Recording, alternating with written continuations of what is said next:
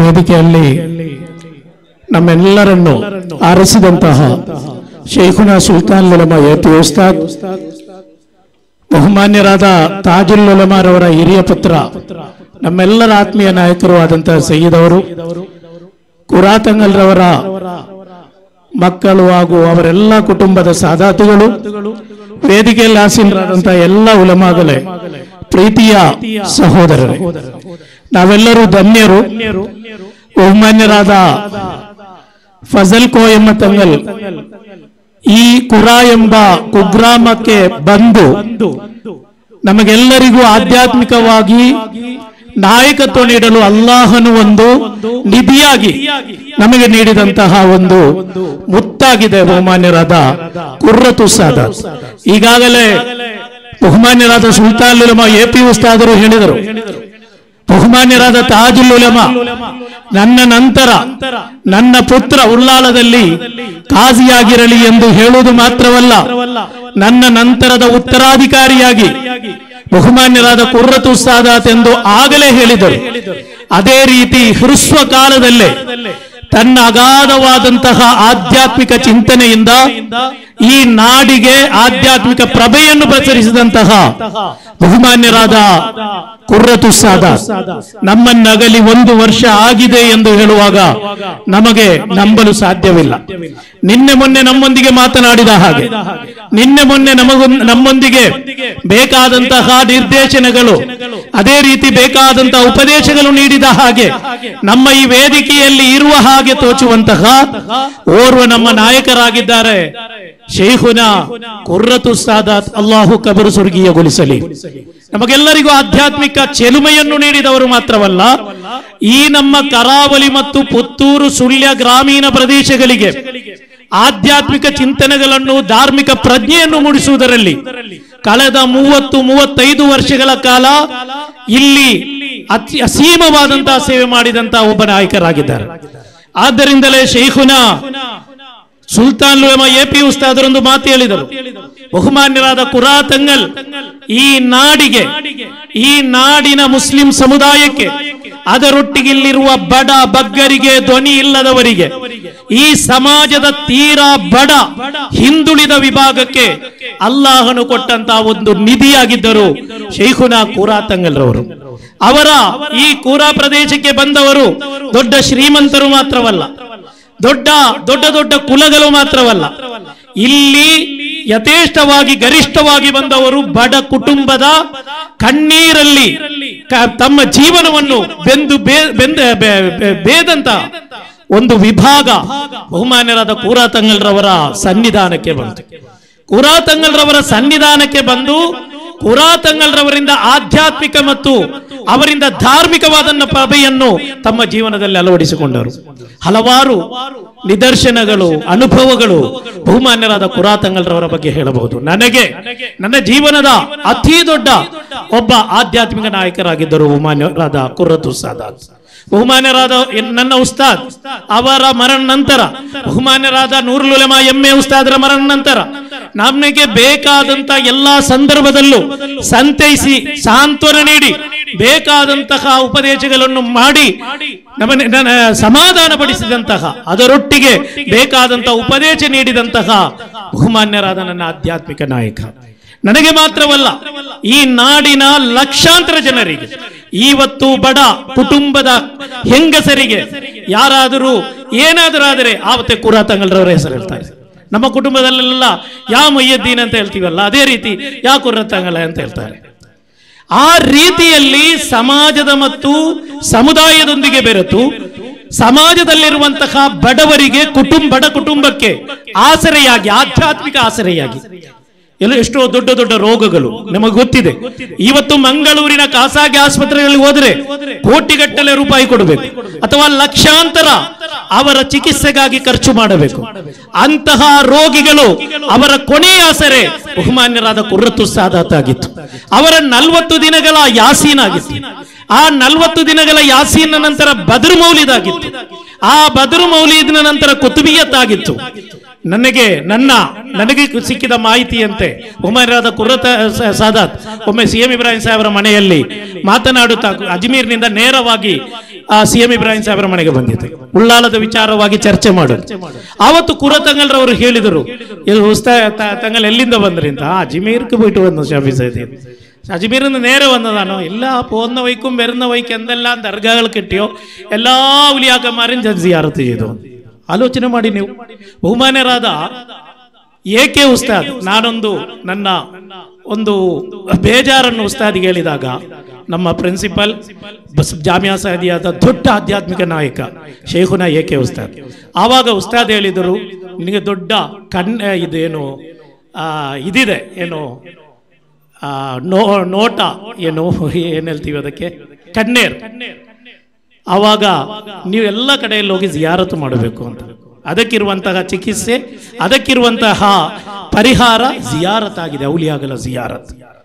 ಭಾರತದ ಉತ್ತರ ಭಾರತ ಮತ್ತು ದಕ್ಷಿಣ ಭಾರತದ ಹಲವಾರು ದರ್ಗಾಗಳಲ್ಲಿ ಗೊತ್ತಿರುವ ಗೊತ್ತಿಲ್ಲದ ಎಲ್ಲ ದರ್ಗಾದಲ್ಲೂ ಹೋಗಿ ಜಿಯಾರತು ಮಾಡಿದಂತಹ ಹ್ರಸ್ವ ಕಾಲದಲ್ಲಿ, ಈಗಾಗಲೇ ಉಸ್ತಾದ್ ಹೇಳಿದ್ರು, AP ಉಸ್ತಾದ್ ಹೇಳಿದ್ರು, ಹ್ರಸ್ವ ಕಾಲದಲ್ಲೇ ನಮ್ಮಿಂದಗಲಿದಂತಹ ಒಂದು ಆಧ್ಯಾತ್ಮಿಕ ಪ್ರಭೆ ಬಹುಮಾನ್ಯರಾದ ಕುರ್ರತ್ ಸಾದಾತ್.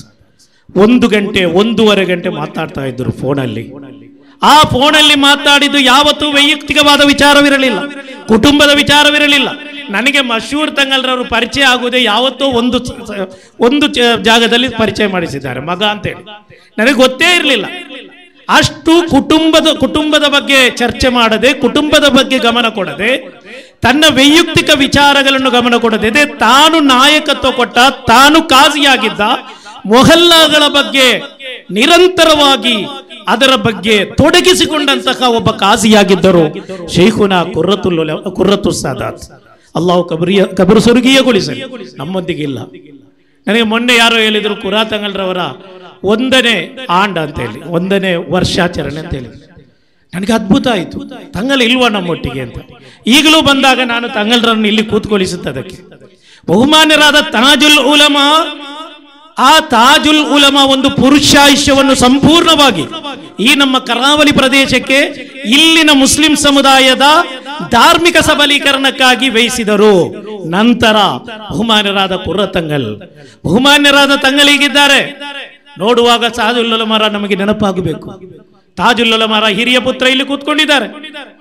ಈ ರೀತಿಯಲ್ಲಿ ನಮ್ಮನ್ನು ಆಧ್ಯಾತ್ಮಿಕವಾಗಿ ಬೆಳಗಿದ, ನಮಗೆ ಧಾರ್ಮಿಕ ಚೈತನ್ಯ ನೀಡಿದಂತಹ ಒಂದು ಮಹಾ ತೇಜಸ್ಸು ಕುರ್ರತ್ ಸಾದಾತ್ ನಮ್ಮೊಂದಿಗೆ ಇಲ್ಲ ಅಂತ ಹೇಳಲು ಸಾಧ್ಯವೇ ಇಲ್ಲ.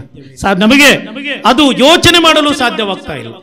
ಅಂತಹ ಒಂದು ನಾಯಕತ್ವ ನೀಡಿದ ಬಹುಮಾನ್ಯರಾದ ಕುರ್ರತ್ ಸಾದಾತ್ ನನ್ನ 7 ಬೀಳುಗಳಲ್ಲಿ, ನನ್ನ ವೈಯಕ್ತಿಕವಾದ ಹಲವಾರು ವಿಚಾರಗಳಲ್ಲಿ ತಂಗಲ್ರೊಂದಿಗೆ ಮಾತನಾಡಿ ಅದು ಸಮಾಧಾನ ಪಡಿಸುವ, ಸಾಂತ್ವನ ನೀಡುವ, ಖುಷಿ ಹಂಚಿಕೊಳ್ಳುವಂತ ಓರ್ವ ಆಧ್ಯಾತ್ಮಿಕ ನಾಯಕರಾಗಿದ್ದರು ಕುರ್ರತ್ ಸಾದಾತ್.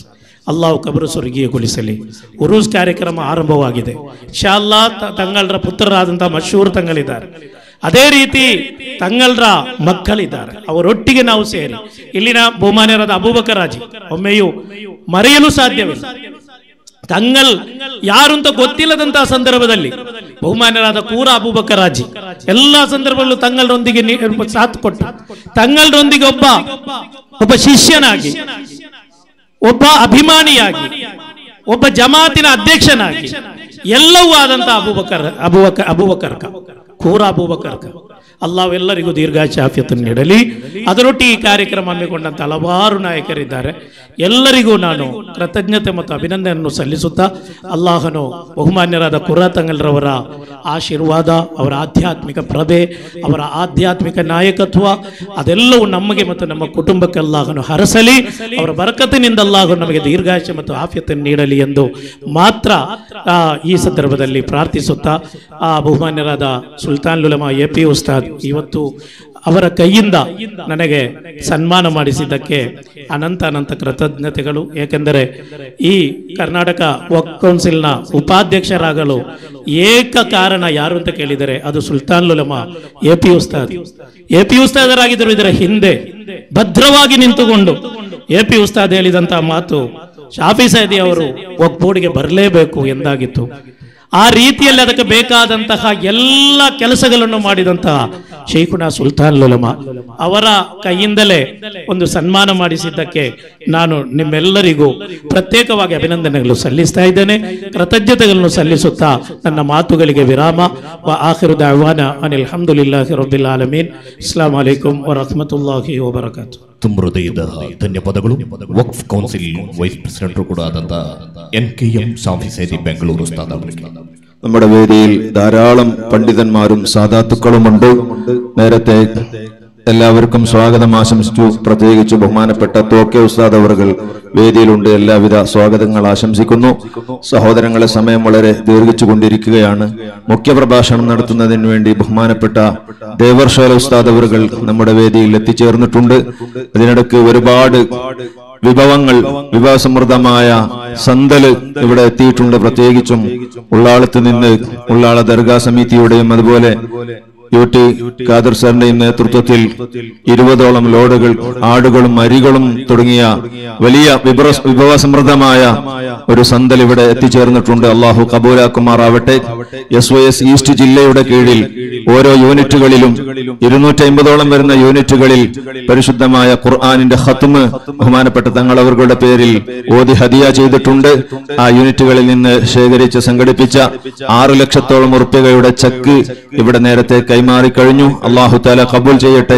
പ്രവർത്തിച്ച എല്ലാ പ്രവർത്തകന്മാർക്കും അള്ളാഹു ബറക്കത്ത് ചെയ്യുമാറാവട്ടെ.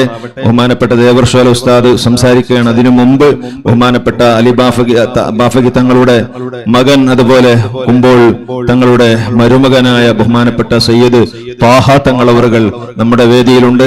തങ്ങളവറുകൾ നമുക്ക് ആശംസ പ്രസംഗം നടത്തും. ആദരവോടെ ക്ഷണിക്കുന്നു.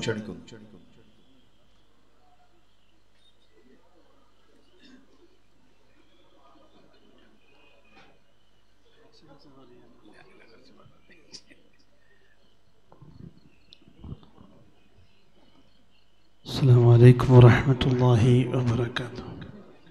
بسم الله والحمد لله والصلاة والسلام على أشرف رسول الله وعلى آله وصحبه أجمعين. أما بعد. ഏറ്റവും ആദരണീയരായ സയ്യിദന്മാർ, ഉലമാക്കൾ, ഉമറാക്കൾ, സഹോദര സഹോദരിമാർ, സ്നേഹനിധികളായ മുതഅല്ലിമീങ്ങൾ, അസ്സലാമു അലൈക്കും വറഹ്മത്തുള്ളാഹി വബറകാതുഹു. അൽഹംദുലില്ലാഹ്, അല്ലാഹു സുബ്ഹാനഹു വ തആല ഇഷ്ടപ്പെട്ട മഹാന്മാരുടെ മജ്ലിസിൽ ഒരുമിച്ച് കൂടുവാൻ അല്ലാഹു നമുക്ക് പ്രത്യേകമായ തൗഫീഖ് നൽകാം. അത് ലഭിച്ചവർക്ക് മാത്രമാണ് അതിന് അവസരം ലഭിക്കാറുള്ളത്. അല്ലാഹു നമ്മുടെ മജ്ലിസിനെ കബൂൽ ചെയ്യുമാറാവട്ടെ. ഇവിടെ വന്ന് സിയാറത്ത് ചെയ്യുന്നവരുടെയും മഹാനായ തങ്ങളെ സ്നേഹിക്കുന്നവർ ലോകത്തിൻ്റെ നാനാഭാഗങ്ങളിലുമുണ്ട്. അവരൊക്കെ തങ്ങളുടെ ജീവിതത്തെ കണ്ട് മനസ്സിലാക്കി അല്ലാഹുവിനെ ഭയപ്പെട്ടതനുസരിച്ച് കാര്യങ്ങൾ ബോധ്യപ്പെട്ട് ജീവിക്കുന്നവരായതുകൊണ്ട് തന്നെ അല്ലാഹുവിനെയും ഹബീബായ മുത്തു മുഹമ്മദ് മുസ്തഫ റസൂലുള്ളാഹി സ്വല്ലല്ലാഹു അലൈഹി വസല്ലം തങ്ങളെയും ഇഷ്ടം വെക്കുന്നവർക്ക് മാത്രമാണ് ഇതുപോലുള്ള മജ്ലിസുകൾ അനുഭവിക്കാൻ സാധിക്കുക. മഹാനായ ഖുറത്തു സാദാത്ത് തങ്ങളെ കുറിച്ച് പറയുകയാണെങ്കിൽ കൂടുതൽ കാലം നമുക്ക് തങ്ങളുമായി ഇടപഴകാൻ അവസരം ലഭിച്ചിട്ടില്ലെന്ന് സുൽത്താൻ ഉലമയടക്കം നമ്മെ ഉണർത്തി കഴിഞ്ഞു. കുറഞ്ഞ കാലങ്ങളിൽ ഒരുപാട് കാലത്തെ ജീവിതം കാണിച്ചു തന്ന് ജനമനസ്സുകളിൽ സ്ഥാനം കയറിപ്പിടിച്ച മഹാനാണ് മഹാനായ ഖുറത്തു സാദാത്ത്. അതുകൊണ്ട് തന്നെ മഹാനായ തങ്ങളെക്കുറിച്ച് നാം സ്മരിക്കപ്പെടുമ്പോൾ മഹാനായ തങ്ങൾ കഴിഞ്ഞ റമദാനിലല്ല, അതിൻ്റെ മുമ്പത്തെ റമദാനിൽ മഹാനായ തൻ്റെ ഉപ്പ താജുൽ ഉലമയുടെ പേരിൽ സ്ഥാപിതമായ ഒരു സ്ഥാപനം എട്ടിക്കുളത്ത് നടന്നു വരികയാണ്. അതിൻ്റെ പ്രവർത്തനത്തിന് വേണ്ടി അവിടുത്തെ മുതഅല്ലിമീങ്ങൾക്ക് വേണ്ടി അവിടുത്തെ ദറസിന്റെ ശുദ്ധിക്ക് വേണ്ടി, അതിൻ്റെ വിജയത്തിന് വേണ്ടി വിവിധ ഗൾഫുകളിൽ പര്യടനം നടത്തുമ്പോൾ UAE-യിൽ 6 ദിവസത്തെ സന്ദർശനം നടത്തുകയുണ്ടായി. ആ സന്ദർഭങ്ങളിലൊക്കെ എല്ലാവരെയും ഉണർത്തിയത് മരണത്തെക്കുറിച്ചായിരുന്നു.